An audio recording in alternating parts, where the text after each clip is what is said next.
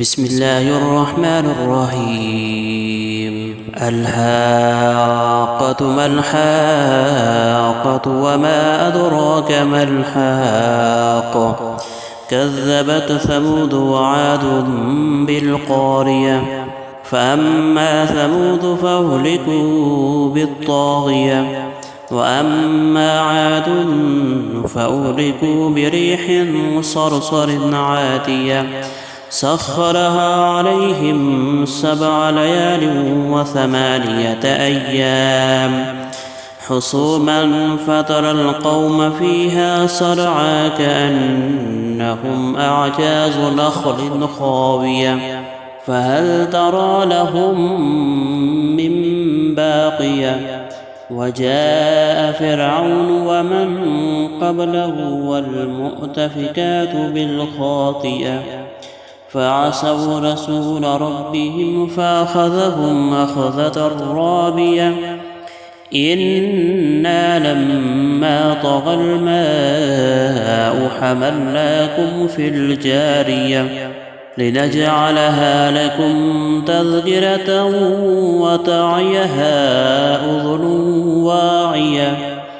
فإذا نفخ في الصور نفخة واحدة وحملت الأرض والجبال فدكتا دكة واحدة فيومئذ وقعت الواقعة وانشقت السماء فهي يومئذ واهية والملك على أرجائها ويحمل عرش ربك فوقهم يومئذ 8 يومئذ تعرضون لا تخفى منكم خافية.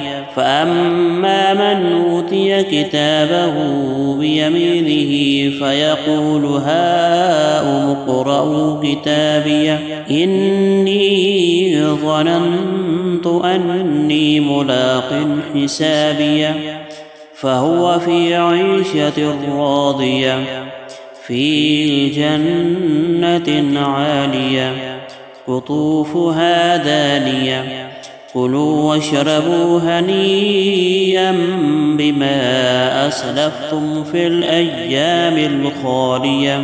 وأما من أوتي كتابه بشماله فيقول يا ليتني لم أوت كتابيه ولم أدر ما حسابي يا ليتها كانت القاضية ما أغنى عني مالية هلك عني سلطانية خذوه فغلوه ثم الجحيم صلوه ثم في سلسلة ذرعها 70 ذراعا فاسلكوه إنه كان لا يؤمن بالله العظيم ولا يحض على طعام المسكين فليس له اليوم هاهنا حميم ولا طعام إلا من غسلين لا يأكله إلا الخاطئون.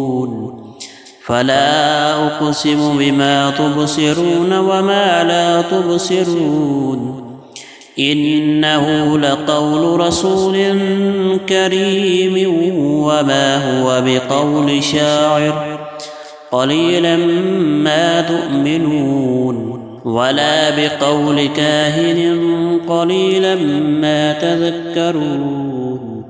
تنزيل من رب العالمين. ولو تقول علينا بعض الأقاويل لأخذنا منه باليمين ثم لقطعنا منه الوتين فما منكم من أحد عنه حاجزين.